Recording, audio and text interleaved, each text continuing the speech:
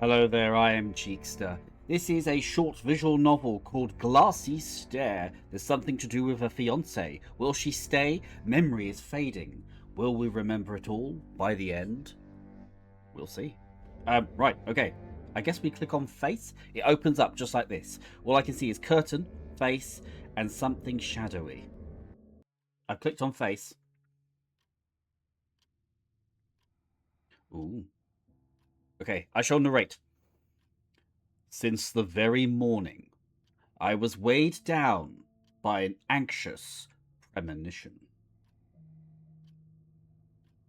The thought of an inevitable end, like a black raven whose wings had long cast a sinister shadow over my life.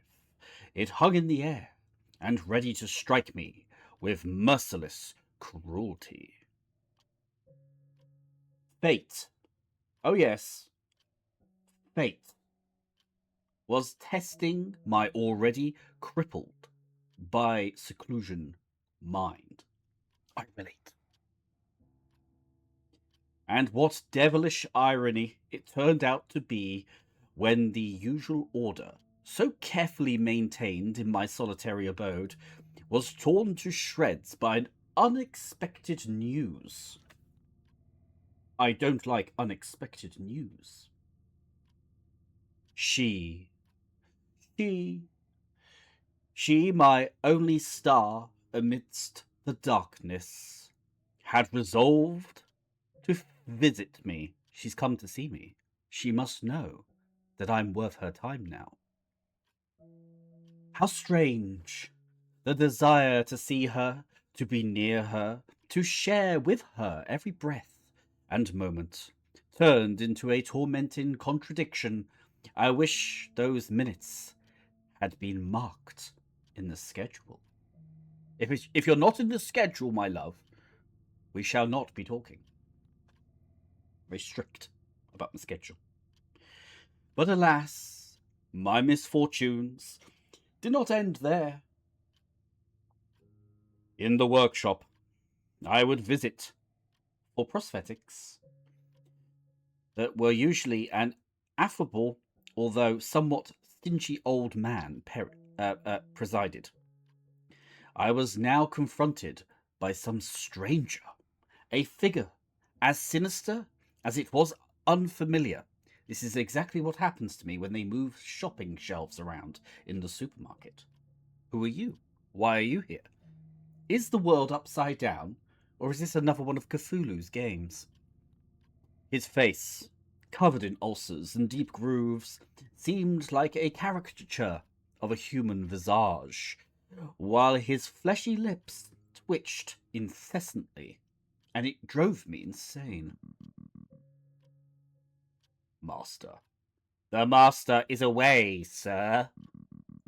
Allow me to give you your order, he said, struggling to shape his words.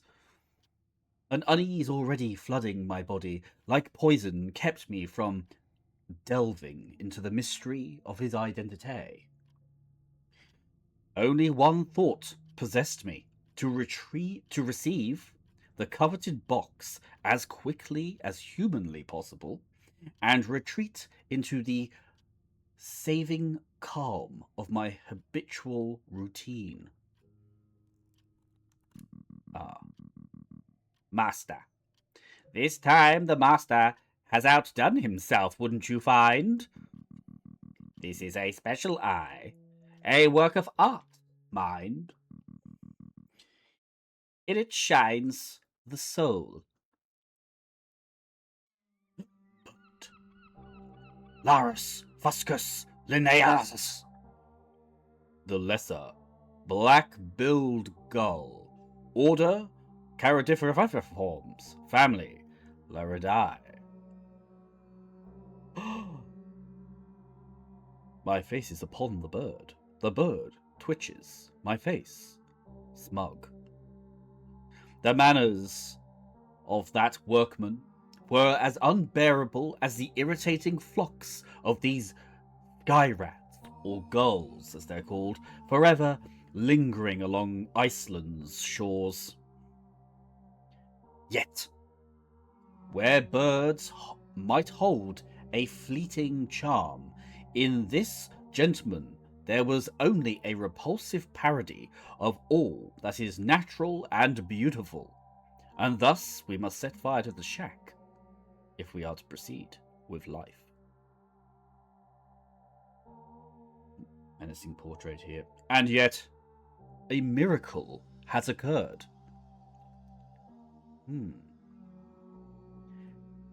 The new eye not only filled the void where my lost flesh had been, but did so with such perfection, it was as if it had always been a part of me.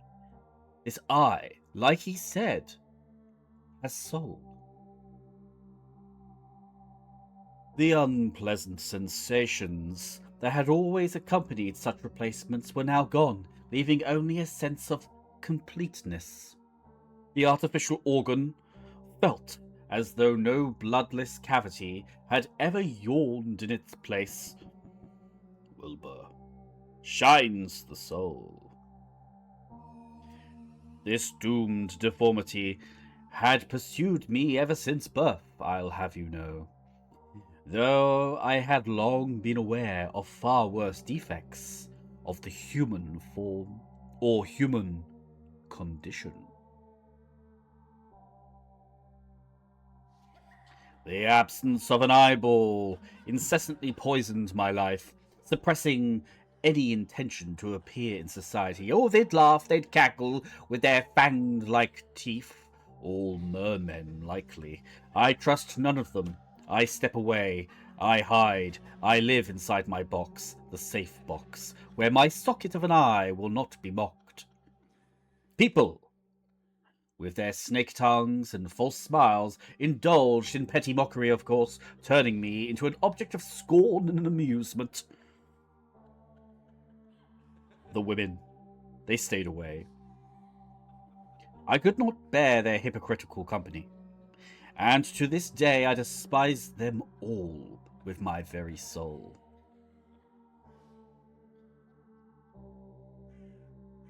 Forced isolation drowned my mind in anxieties, but in this unbroken solitude I found salvation, temporary though it was, in observing the winged creatures of the heavens, though through ornithology. Birds, birds, astonishing, perfect beings fluttering above the vanity of worldly passions, of which I do not have. Man will never come close to these angels incarnate, and anyone daring to conquer the skies will share the fate of Icarus, who dared to rise towards the sun on wax wings, such a silly boy. No, that is heresy. Stay in the shadows, watch, take note, in fact. These are fundamental postulates. Only then will you soar high. Only then will you catch the spark of divine being. Pica Hudsonia, the black-billed magpie, a member of the corvid family, the embodiment of grace, freedom, made manifest in the form of a long-tailed beauty. My beloved had done the impossible. She was an angel reborn in human form, likely a bird from before, the incarnate soul of that very bird whose wings sliced through the skies with grace, daring denied to mere mortals. And only she, with a soul as light and untamed as the wind, could see in me not the mutilated creature, but a man, but a human. A human. Only she could love me. Be a treasure in the gleam of my glass eye. not a hideous affliction. The wait for our meeting was unbearable. My feet twitched, I bounced my knees, I hit the wall randomly, I screamed words I should not, and I also spilt my tea in a rather frantic session of onanism. This yearning, both as agonizing and sweet, dragged my soul into the abyss of anxiety like chains. My mind, finding no comfort, wandered an ominous labyrinths of imagined nightmares. Visions of darkness and dread, terrifying images of her loss or cold indifference unfolded before me. What if, I proclaimed, like the birds on the beach? And yet I waited. The glass in my socket was like sand counting down the hours of my life. More and more often I found myself brooding over how much time I had left, perhaps how much freedom I had left. Is she the angel I inquired for? Or is she the devil I have brought upon myself? I loathed the thought that the beautiful bird, my beloved, had willingly bound herself with chains of love to me. Someone so unworthy, so hideous. Oh, Adelaide! I wish you happiness, but I fear that your mercy will be your demise. A knock at the door. I want to be happy, Adelaide!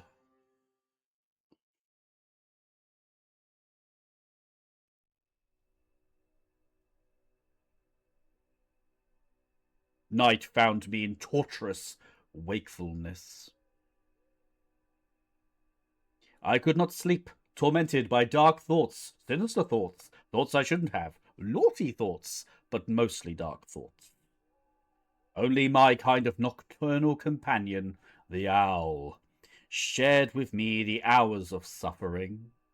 The moon's disk shone white, and its rays... Ah! Something happened! Suddenly my socket was pierced by an unbearable sparkling pain, such as that I have never known before. Like lightning, it spread in pulses through my entire skull. My face. Horrified, I rushed to the mirror, but saw only my face contorted in agony. The prosthesis was intact, as was the socket. What was that hellish pain? Could the phantoms have reached even my physical shell? The phantoms, you say. I say, the phantoms. I feared the illusions would begin to torment not only my mind, but also my body. They never let up. Knocking. But perhaps it was nothing serious. So I thought, before sinking into painful dreams. But my illness progressed. I did not notice when the moment came that the artificial eye became inseparable from me, and I could not remove it. It seemed to have taken root, its glass and flesh intertwined in this darkness of my socket. Each pulsing beat felt like a hammer splitting my skull within. Nauseating pain filled every cell of my body, robbing me of the ability to think or act. And then I realized the terrible truth. Adelaide! My dear Adelaide would see me in this state, in this vile, hideous, filthy, repulsive form. Something has to be done. Something before this glass curse consumed me entirely. Drastic actions may need to be enacted. Macronectus giganticosus, or enlargement of the underpants. No, it's not. You compare your pain to the attack of a giant petrel? Warren, I beg you, spare me your mockery. I am in no condition to endure it. Have you gone back to the workshop? Warren Pierce, my only friend and confidant, was an educated and respected man, a young dentist whose social status seemed unreachable. Who else could I trust? No one else could hear my tale, but my illness took on an even more sinister turn. How unexpected. Seeking the man who had given me the ill-fated eye, I returned to the workshop. To my horror, the old man working there claimed never to have seen that stranger who had given me the order. He confirmed that he had indeed been away at the time, but the workshop could not have been open because he locked it. I tried not to panic. I kept my composure. I am, of course, amongst the norms. I tried to keep myself under control, but increasingly I found my thoughts taking on an alien, unnatural timbre. As if another voice, perhaps. Quiet at first, louder soon enough, and it was sinister, in fact. And it was whispering in my head words that I dreaded to hear. Warren. Upon examination, I found nothing unusual. The prosthesis sat well, perhaps too well, for this piece of glass cannot be removed. I'm afraid, my friend, there's nothing I can do. Teeth are bone. The skeleton, the eyes are different, all soft, all very deep. Even if the eye is glass, you know what they say. The eyes are the mirror to the soul.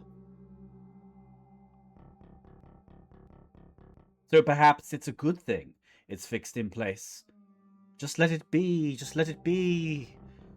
You wanted your eye back, well, there it is. I mean, you got what you wished for. He said it with a faint smile, not knowing how deeply every word wounded me. Migraines, my friend. They're probably due to a lack of fresh air, and poor diet, and no sunlight, and isolation, mental health decline, possibly atrophy of the muscles.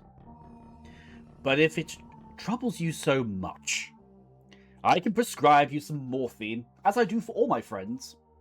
Morphine for you, and of course more morphine for me. Morphine. I don't need morphine. It is simply a plaster, and is not solving the wound. I need this cursed prosthesis gone. I need the pain devouring me from within to stop. And above all, I need these alien thoughts, these unbearable voices, to leave my human mind. How I wish I could rip this cursed glass from the socket right here, right now. Give me pliers, Benjamin. Oh, Warren, my friend, if only you knew that I have not just lost control of my body. I am losing control of my soul. Take a scalpel and cut it out from my eyes. Cut out Warren's eyes. Tear out the eye right now. Squeeze the eye. Monstrous intentions attacked my mind. I could no longer endure this obsession. I had to break away, flee without even explaining myself to my friend. I ran. But something was wrong. I wandered the streets like a madman, crazed, frothing at the gills. Blah, blah, blah, blah, blah, blah, I said to the policeman. I do not remember how I reached the estate. Every cell of my brain throbbed in agony, my body unable to resist the convulsions. My legs carried me to the bedroom door, where I collapsed onto the cold, cold floor, utterly spent, an unsavory grin upon my face. I could hear the servants bustling nearby, trying to help me come to my senses. But I could not tear my gaze away from it. It was slowly approaching, seeping through the people. It's there. And there are no human words to describe the horror I felt at the sight of this abominable creature. Everything in it seethed. Flesh rose and fell, layers of bone stretched, skin shifted in chaotic order. Thing says, never had a bird peck the flesh of a lamb untainted by sin? Blessed is he who dies for faith and law, and even more so who at dawn heard the song of angels and went to meet them. Endless bone tongues moved within the many maws of the creatures warped in flesh. I dared not move, frozen with fear. I wanted it to be silent. I wanted it to go away. Leave me alone. Nevermore, nevermore. But hunger took hold of our beaks, our heads, our souls. Terror fell upon us, as if the hollow skull stared at us through an empty eye socket. We knew then what hunger was. Make it shut up! Shut up! Quick! Make it shut up at once! Where is the scalpel? I could not suppress a scream, but my voice made no sound. We will take your eyes first. We will take your thoughts. We will take your souls. A violent shiver shook my body as if in a raging fever. I could only croak. Get out! Disappear! I beg of you! Leave me! I want to live! I have so much to give! Nevermore! The creature's words emptied my insides. I lost consciousness through blinding, bloody pain. Who am I now? Where am I? I need Adelaide. I want to see her. I need to rest. I am so very tired. Oh. Hello, my dear. Adelaide? Yes, it's me. I'm so happy that you recognize me. You lay in a stupor for several days. I was so worried about you. Adelaide, you should leave. Just leave. It's not me anymore. It's not. You're not safe. Get away. Get away. Get away. Get away. Calm down, dear. I can't calm down. What are you saying? She smiled, her face so kind, so beautiful. Of course it's you, my dear. I'd know you anywhere. Once you get better, we'll start taking walks in the garden again, just as we dreamed. You'll tell me about the beautiful birds, and I'll even listen. Hi! Adelaide! Hi! I love you. I love you. I love you, my pretty bird. My pretty bird, I love you. I'm so in love. with your beautiful eyes.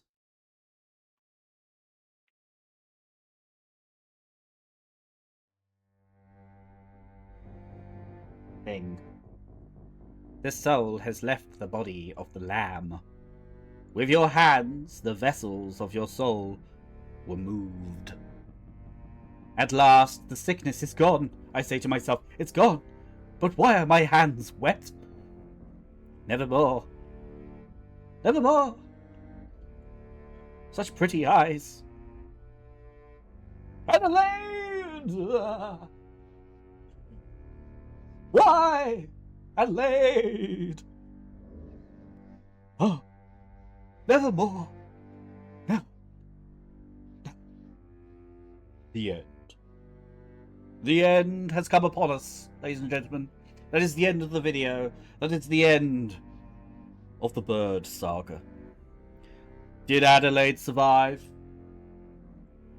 Or is she now blind, like I am? We'll never know. But there we go. A story of isolation, madness, and ocular and bird-like fascinations. A woman who loved us, maybe too much. Maybe a foolish woman who ignored our prompts on our Tinder profile saying, I am dangerous, I don't like children, and no cats. So there we go, ladies and gentlemen. I thought that was bloody marvellous. That was a good story. Very fun, very quick, very, to the point. I really liked it. The glassy stare. Obviously, the title makes sense now. Yeah, I enjoyed that. I don't know what you think. Quite dark. Nicely written. Very nicely written. The art style, the pixel stuff, very cool. Love the colour palette. Very simple, like, in that sense. But, like, so when you create something, I always like the rule that if you can't, you keep it as minimal as possible. So if you can't take anything more away from it, then it's probably roughly right where it needs to be. Because sometimes people overcomplicate things, and the image of this is like perfect. Do you know what I mean? It's just enough to say the story, what's happening. It gets the point across. Of course, it's well written as well, which adds to the visuals. Very enjoyable, lovely, 10 out of 10, IGN, all the business, would do it again. I think it was free, or I don't know. I think it's a free game. Anyway, it's on Steam. Go like it. Give it a review if you want to. Always positive stuff. I'll probably go and do that in a minute. But yeah, absolutely loved it. Brilliant stuff. So there we are, ladies and gentlemen. Glassy Eye. So I have been the glass eyes in the glass jar. And you have been the bemused purchaser who has turned up, missing an eye. I'll have that one. But it wasn't just an eye. It was me, the devil bird, inside the glass globe of doom. And now I control your mind. And now the video will end. Bye-bye.